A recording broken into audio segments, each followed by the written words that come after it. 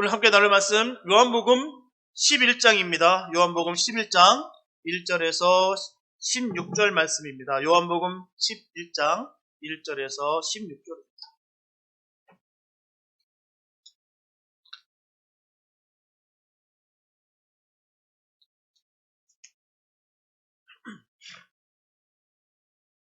요한복음 11장 1절에서 16절 말씀, 주님의 귀한 말씀 봉독해 올려드립니다.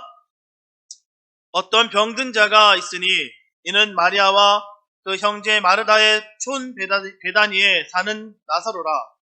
이 마리아는 향유를 주께 붓고 머리털로 주의 발을 씻기던 자요, 병든 나사로는 그의 오라비로라. 이에 그 누이들이 예수께 사람을 보내어 가로되 주여 보시옵소서, 사랑하는 자가 병들었나이다 하니 예수께서 들으시고 가라사대 이 병은 죽을 병이 아니라 하나님의 영광을 위하며 하나님의 아들로 이를 인하여 영광을 얻게 하려 함이라 하시더라.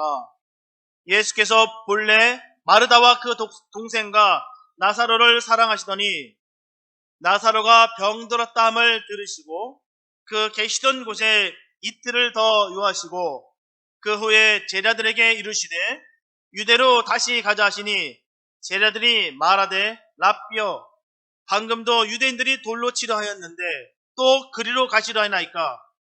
예수께서 대답하시되 낮이 12시가 아니냐? 사람이 낮에 다니면 이 세상의 빛을 범으로 실족하지 아니하고 밤에 다니면 빛이 그 사람 안에 없는 거로 실족하느니라. 이 말씀을 하신 후에 또 가라사대 우리 친구 나사로가 잠들었도다.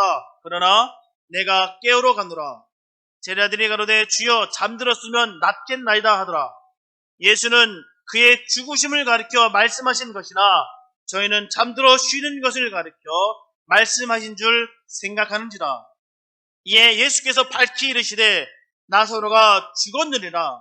내가 거기 있지 아니한 것을 너희를 위하여 기뻐하노니 이는 너희로 믿게 하려 함이라. 그러나 그에게로 가자 하신대 디도모라 하는 도마가 다른 제자들에게 말하되 우리도 주와 함께 죽으러 가자 하니라. 아멘. 1973년 시즌 막바지에 뉴욕 매치는 최하위로 처져 있었고요. 그마저 감독 역시 성적 부진로 인하여 경질될 것이다 라는 소문이 파다했습니다. 당시 한 기자가 감독에게 전하기를 이미 끝난 것이 아니냐라고 물었습니다. 그때 감독은 그 유명한 말을 남겨요. 바로 끝날 때까지는 끝난 게 아니다 라는 말을 남겼습니다. 이 말은 요기 베라 감독이 뉴욕 매치 감독 시절이었던 1973년에 전한 말입니다. 모든 사람들이 그렇게 전망할 수밖에 없었던 것은 선두 바로 시카고 컵스가 9.5 게임차나 벌어져 있었어요. 그때 내셔널리그 동부 디비전에서 꼴찌를 하고 있었던 상황이었습니다. 이것은 누가 봐도 다 끝났다 보는 것이 현명한 생각이에요. 도저히 이거는 이길 수 없다라고 여겼습니다. 그러나 그해 매치는 그 감독 베라의 말처럼 기적적으로 동부 디비전 1위를 차지했고요. NLCS에서 빅 레드머신을 격파하고 월드 시리즈까지 진출하는 그 기적을 이루게 되었습니다. 그때부터 끝날 때까지는 끝난 게 아니다라는 말은 쉽게 속단하지 않겠다라는 다짐으로 지금까지 잘 사용되고 있는 말입니다. 대개 사람은 어떤 일이 있어 눈에 보이는 대로 쉽게 단정을 내립니다.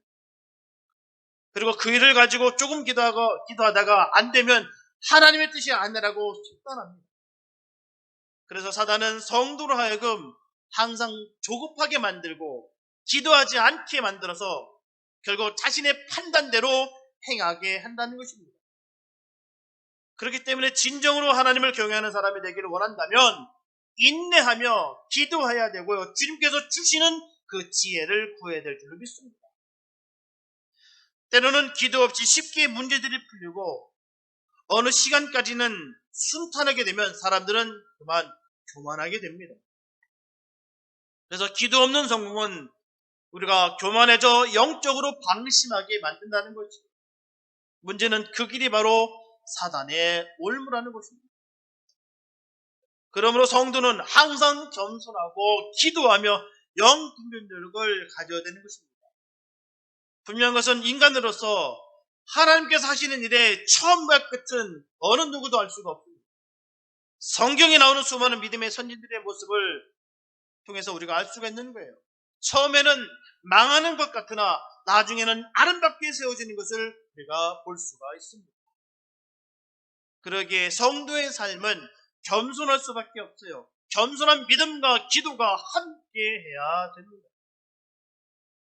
모든 결론은 우리의 몫이 아니라 바로 하나님께서 하시는 것이기 때문에 오늘 본문의 내용을 보면 베다니 마을에 살고 있었던 그 나사로가 병들어 죽게 됩니다. 이 가정에 위기가 닥쳐왔어요. 이처럼 환난은 예고 없이 어느 가정이나 이렇게 밀어닥칠 수가 있습니다. 그리고 유대 종교자들의 사리가 극에 달한 때 제자들의 만류에도 불구하고 예수님께서는 우리 친구 나사로 때문에 가야만 한다라고 그 의지를 보여주셨습니다. 이것이 바로 성도를 대하시는 하나님의 지혜로우신 섭리를 보여주는 내용입니다. 예수님께서 나사로에게 행하신 깊은 사랑은 바로 저와 여러분들을 어떻게 사랑하신지를 보여주시는 좋은 예입니다. 이처럼 주님은 모든 환경을 넘어 나사로를 사랑하시듯 우리를 사랑하십니다. 오늘 나사로의 가정처럼 내 삶에 환난의 바람이 일고 있다면 우리는 주님과 함께 어떻게 해결해 나가야 하는지 깊이 생각하는 복된 시간이면 좋겠습니다. 첫째, 살다 보면 고난의 무게를 느낄 때가 있습니다. 본문 3절에 보면 이에 그 누이들이 예수께 사람을 보내 가로되 주여 보시옵소서 사랑하시는 자가 병들었나이다 하니라고 말씀하고 있어요. 이처럼 중병에 걸려 위기가 닥친 것을 깨달은 누이들은 즉시 사람을 보내어 사랑하시는 자가 병들었다고 아뢰었습니다. 이처럼 위기를 만난 성도는 누구든지 곧바로 바로 예수님께 나아가 사정을 아뢰야 됩니다. 사실 위기 앞에선 인간은 원망과 불신에 사로잡히기 쉬워요. 그래서 야고보 사도는 야고보서 1장 6절과 7절 말씀에서 분명히 전하기를 오직 믿음으로 구하고 조금도 의심하지 말라. 의심하는 자는 마치 바람에 밀려 요동하는 바다 물결 같으니 이런 사람은 무엇이든지 죽게 얻기를 생각지 말라라고 분명히 경고하고 있습니다. 오늘 본문에 보면 중병에 걸려 위기를 당하고 있는 나사로와 두 자매는 조금도 예수님의 사랑을 의심치 않냐고 도움을 청했습니다. 이렇게 위기를 만난 나사로와 두 자매는 주님이 지금도 그들을 지극히 사랑하고 계시고 있음을 그들은 조금도 의심치 않냐고 믿었습니다. 그렇기 때문에 그 누이들은 주여 보시옵소서 사랑하시는 자가 병들었나이다 라고 아뢰고 있는 거예요. 주님께서 사랑하고 있기에 오셔서 치료해 주실 것을 조금도 의심치 않은 것입니다. 이처럼 위기 앞에 선 사람들은 마르다와 마리아의 믿음을 본받아야 될 줄 믿습니다. 어떤 환난과 위기 가운데서도 주님께서 지금도 날 위해 간구하심을 조금도 의심치 말아야 됩니다. 히브리서 4장 16절에서 보면 그러므로 우리가 긍휼하심을 받고 때를 따라 돕는 은혜를 얻기 위하여 은혜의 보좌 앞에 담대히 나아갈 것이니라. 아멘. 이처럼 위기 상황일수록 주님 앞으로 담대히 나아가야 될 줄로 믿습니다. 이것이 바로 문제를 해결하는 방법이에요. 위기는 누구나 있을 수가 있습니다. 기도를 많이 했다고 안 오는 것도 아니고요. 많은 것을 내가 가지고 있다. 지식이 많다고 해서 위기가 오지 않는 것이 아닙니다. 위기는 어느 누구에게도 올 수가 있는 거예요. 하지만 위기를 극복하는 방법을 몰라서 방황하는 사람들이 많다는 것입니다. 세상의 힘으로는 절대로 안 되는데도 불구하고 세상에서 해결하려 한다는 것입니다. 위기와 어려운 일이 생겼을 때 문제에 집중하는 것이 일반이에요. 보통 사람입니다. 문제가 터지면 다른 건 하나도 안 보이고 그 문제만 보인다는 거죠. 세상 사람은 그럴 수가 있어요. 하지만 예수님의 사람들은 그럴 수가 없습니다. 반드시 주님 앞에 나와야 해결이 됩니다. 간혹 막연하게 어떤 분들 그러세요. 말로만 주님이 하실 거야. 난 주님이 하실 거라 믿어. 그냥 말로만. 다른 행동도 없어요. 결단도 없습니다. 그냥 주님이 하실 거야. 믿음이 좋은 건지 잘 모르겠어요. 자포자기는 믿음이 아닙니다. 될 대로 되라. 어떻게 되겠지. 어떻게 될 거야. 이건 믿음이 아니에요. 주님 앞에 나와서 구하는 모습이 바로 복된 모습일 줄 믿습니다. 그게 믿음이에요. 분명히 나사로는 중병에 걸렸습니다. 사경을 헤매는 정말 위급한 상황이에요. 그래서 나사로의 누이들이 멀리 떨어져 있는 그 주님께 급히 사람을 보내서 도움을 청한 것입니다. 그런데 예수님께서 그 죽음 앞에서 너무나도 태연하게 행동하세요. 그리고 이 병은 죽을 병이 아니라고 하시면서 하나님의 영광을 위함이라고 하시는 것입니다. 하나님의 영광. 본문 4절 말씀 보면 예수께서 들으시고 가라사대 이 병은 죽을 병이 아니라 하나님의 영광을 위함이요 하나님의 아들로 이를 인하여 영광을 얻게 하려 함이라 하시더라. 여기서 단순히 하나님의 영광을 돌리기 위해서 그에게 고난과 불행을 주고 영광을 얻으시는 분이라면 그 고통으로 자신의 영광이나 얻고 즐기는 하나님으로 오해할 수도 있습니다. 그래서 많은 사람들이 이런 오해로 말미암아 하나님을 떠나는 경우가 많아요. 어떻게 이러실 수가 있느냐는 것이죠. 어떻게 하나님이 이러실 수가 있느냐.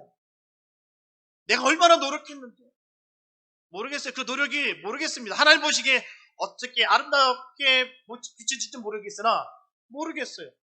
노력했다 이거죠.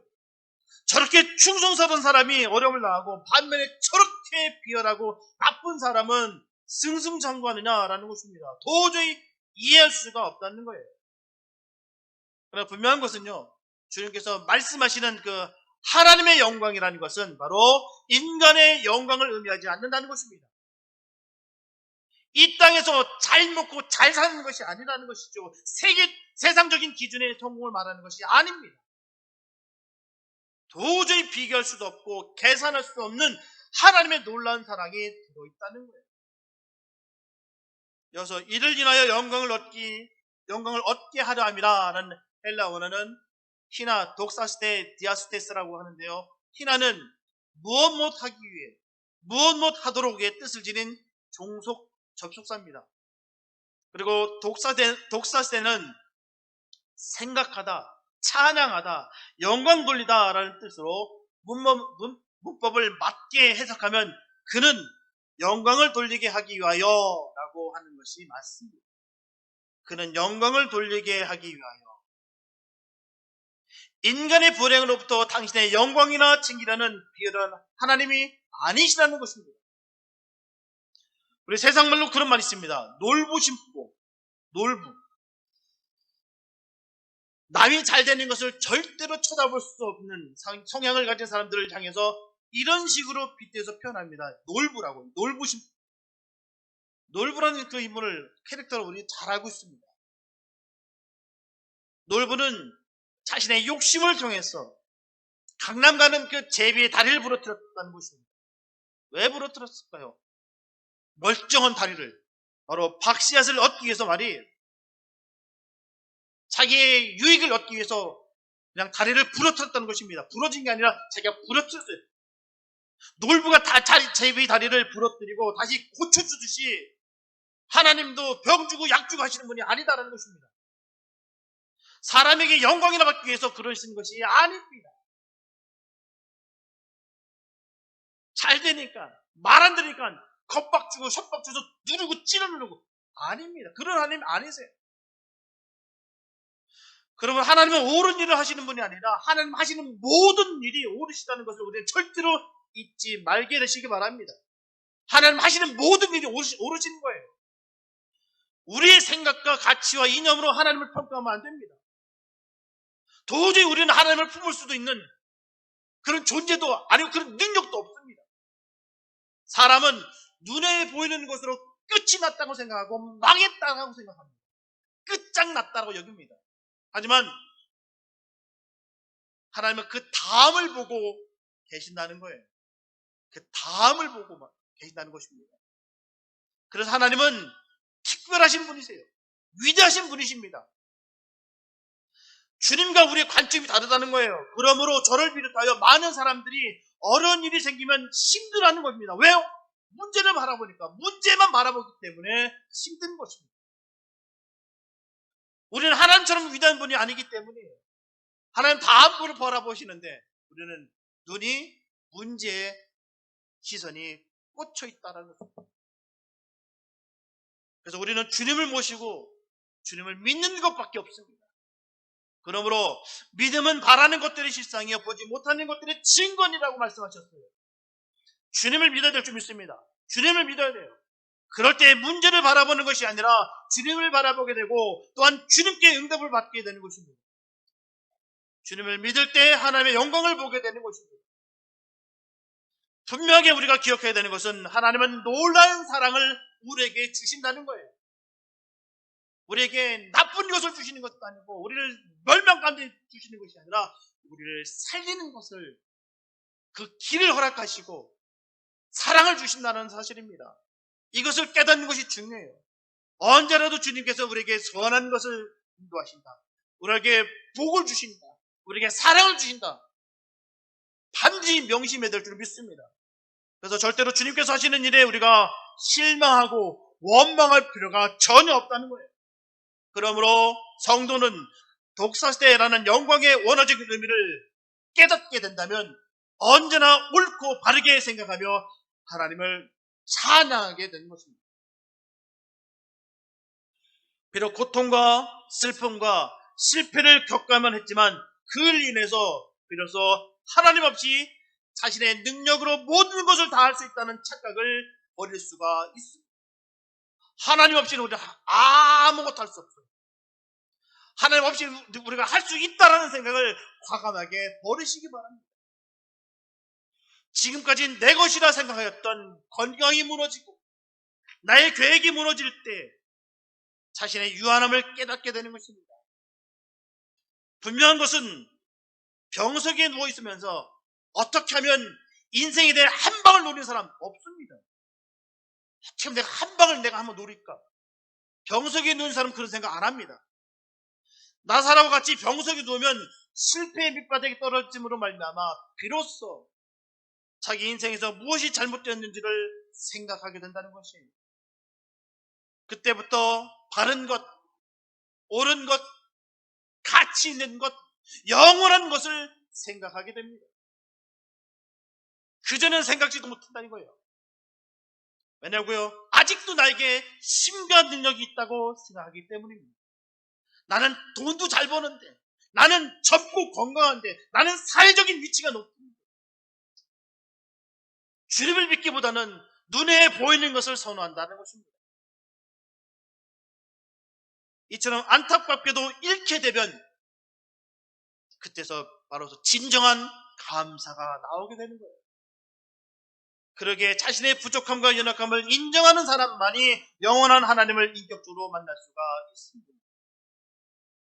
그래서 자신의 삶을 통해서 영원하신 하나님을 찬양하는 참된 예수님의 사람들이 되는 것입니다. 그러므로 오늘 본문에서 주님께서 말씀하신 하나님의 영광을 위함이라는 것은 예수님의 사람을 통해서 하나님의 영광이 드러나야 된다는 것입니다. 저와 여러분들의 삶의 모습에서 주님의 영광이 나타나게 되시기를 바랍니다. 온전히 나는 없고 주님의 영광만 나타나는 귀한 삶이 되시기를 예수님의 이름으로 축복합니다. 둘째, 주님께서 하시는 일은 반드시 이유가 있습니다. 보면 6절에 보면 나사로가 병들었다함을 들으시고 그 계시던 곳에 이틀을 더 유하시고라고 말씀하고 있어요. 분명히 주님은 나사로를 진정으로 사랑하십니다. 그를 아끼셨어요. 그런데 이상하게 중병에 걸린 소식을 들었는데도 불구하고 예수님은 이틀을 더 그곳에 유하셨다는 것입니다. 그곳에 계속 계셨다는 거예요. 그때 제자들은 오해하기를 예수님께서 핍박받는 유대인들 때문에 그 핍박하는 그들이 그 공격하는 그들이 너무나 두려워서 부담스러워서 그 소식을 들었는데도 불구하고 즉시 베다니로 가시지 않았다라고 그들은 생각했습니다. 사실 유대인들은 기회가 되면 어떻게든 그 예수님을 잡아 죽이려 했습니다. 얼마 전 예루살렘에서 성전에 계셨을 때도 유대인들은 예수님을 여러 차례 돌로 쳐 죽이려 했습니다. 그 모습이 얼마나 무서웠던지 제자들은 방금도 유대인들이 돌로 치려 했는데 또 그리로 가시라나이까 라고 주님께 말하고 있어요. 그때 공포를 결코 잊지 못하겠다는 것입니다. 그 공포가 완전히 그들에게 패닉이 된 거예요.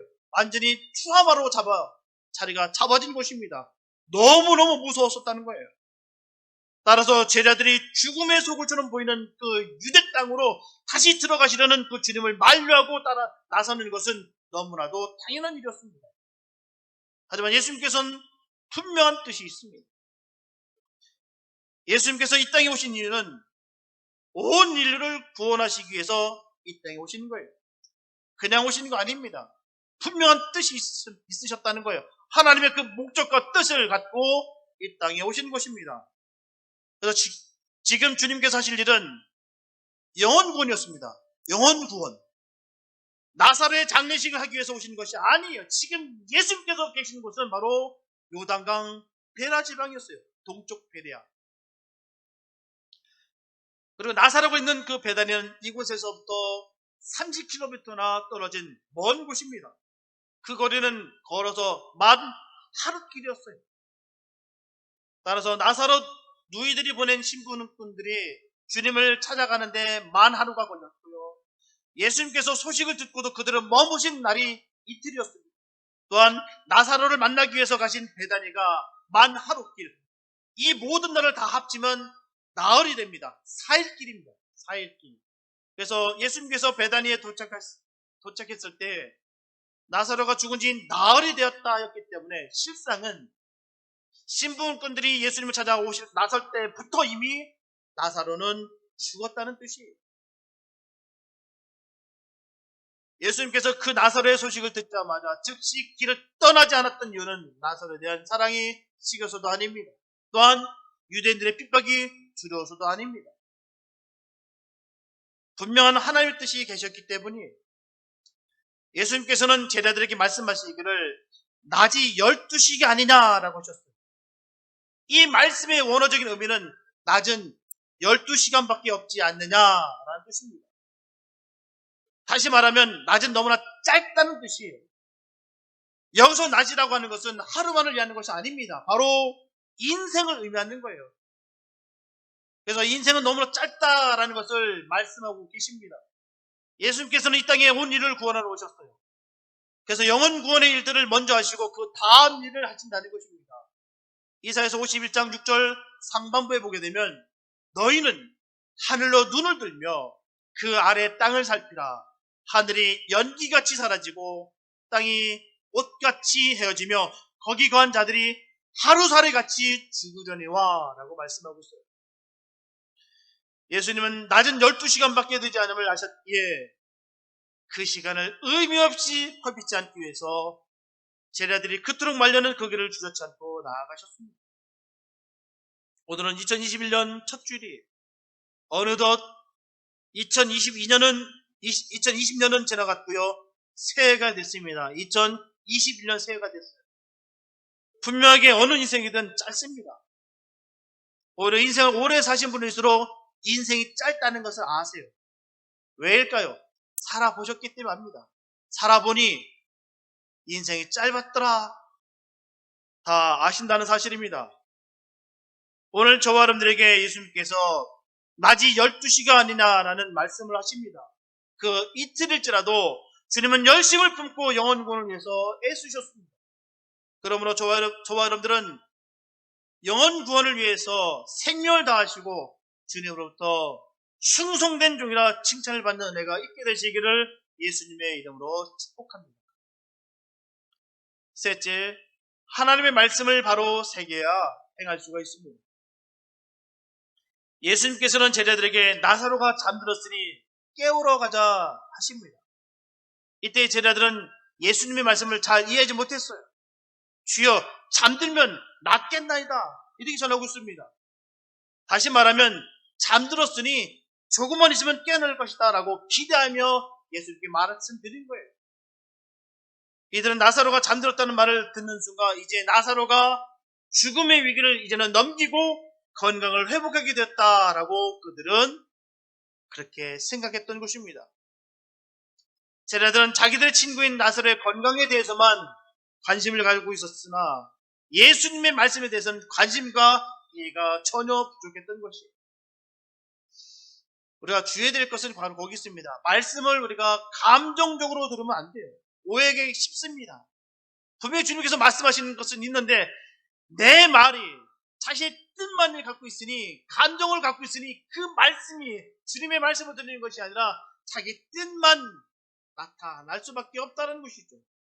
하나님의 말씀은 결코 들리지가 않는다는 것입니다. 분명한 것은 우리도 간혹 이럴 때가 너무나도 많아요. 주변의 환경이나 개인적인 경험이나 지식 때문에 예수님의 말씀을 그 뜻대로 깨닫지 못할 때가 참으로 많습니다. 나사로의 죽음을 잠으로 오해하고 있는 제자들에게 예수님께서는 밝히 이르시되 나사로가 죽었느니라. 내가 똑바로 얘기할게. 나사로는 죽었어. 구약에서는 죽음이 자주 잠으로 묘사돼요. 그리고 인간의 생가사를 주관하시는 예수님의 시각으로 본다면 인간의 육체적인 죽음은 일순간의 잠일 뿐입니다.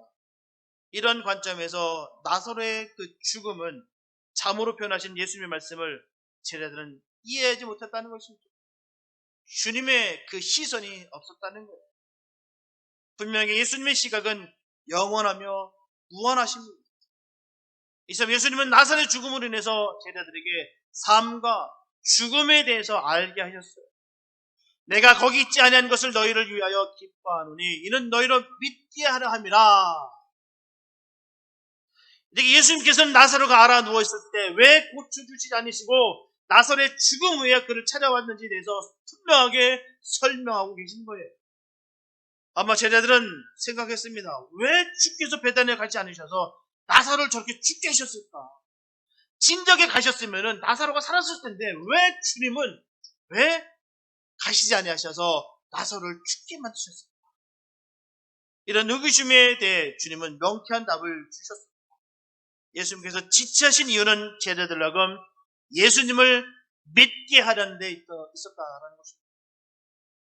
이제 예수님께서 베다니에 가셔서 죽음 가운데서 나사로를 일으키심으로 말미암아 자신이 메시아 되심을 그들에게 확증시켜 주셔야 했기 때문입니다. 다시 말씀드리면 아무리 죽음 한가운데 빠져있는 사람일지라도 주님께서 그를 깨우시고 일으키실 수 있음을 제자들이 보고 믿게 될 것을 기뻐하신다는 거예요. 분명한 것은 길이요 진료 생명이신 주님이 아니면 어느 누구도 죽음 가운데서 깨어날 자가 없습니다. 또한 주님께서는 못 깨울 자가 없다는 거예요. 바로 이 믿음의 핵심을 제자들이 깨닫게 됨으로 인해서 기뻐하게 된다는 것입니다. 오늘도 주님께서는 성도들의 불행함에 무심한 것처럼 하실 때가 있어요. 하지만 우리가 간혹 기도하고 소원하는 내 뜻대로 일들이 이루어지지 않다고 해서 우리가 불평하거나 불만을 나타내서는 안 됩니다.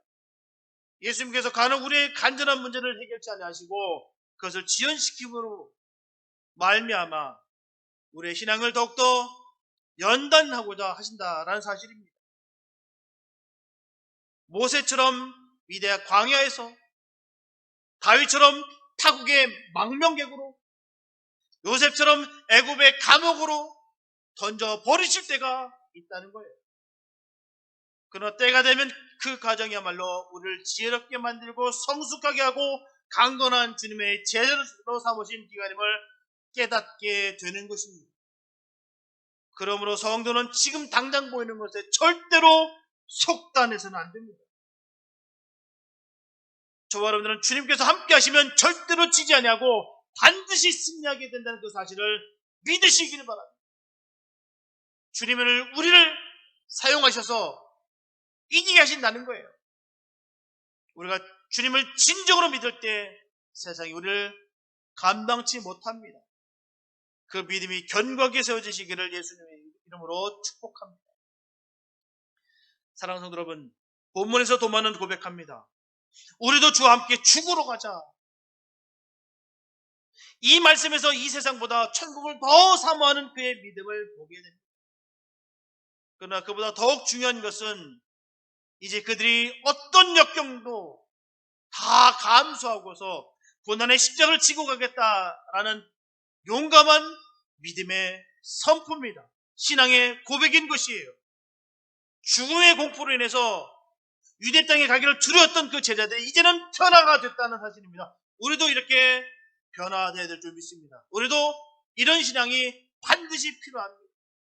예수님께 대한 확실한 믿음이 있는 사람은 어떤 고난도 능히 그 고난을 감당해낼 수가 있습니다. 그러나 너무나 슬프게도 영광의 십자가는 누구도 구하면서도 그 고난의 십자가를 회피하는 사람들이 너무나도 많다는 거예요. 분명한 것은 이런 순교자적 신앙이 바로 주님의 제자들의 신앙입니다. 바로 예수님의 사람들이에요. 로마서 14장 8절 말씀 보면 우리가 살아도 주를 위하여 살고 죽어도 주를 위하여 죽나니 그러므로 사나 죽으나 우리가 주의 것이로라. 아멘. 우리는 다 주님의 것입니다. 사나 죽으나 우리가 주를 위해서 살고 주를 위해서 죽는 주님의 사람들이 되시기를 바랍니다. 이처럼 저와 여러분들은 오직 주님의 영광을 위해서만 살아가는 그런 헌신적인 삶을 살아가게 되시기를 바랍니다. 그래서 2021년 한 해를 주님의 마음을 품고 행하는 예수님의 사람들이 다 되시기를 예수님의 이름으로 축원합니다. 기도합니다. 살아주신 감사합니다. 아버지, 우리가 문제만을 바라보면서 우리가 실망하고 아파하고 낙담하고 낙심하지 않게 인도하여 주시옵소서.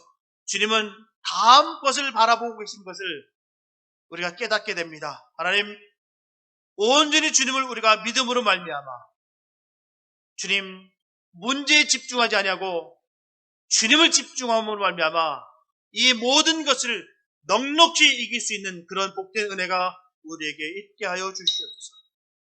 우리의 연약함을 늘 고백하며 그 연약함을 주님 은혜로 채워주시고 담대하게 주님과 함께 그 모든 것을 뚫어 승리할 수 있는 믿음의 용장들이 다 되게 하여 주시옵소서.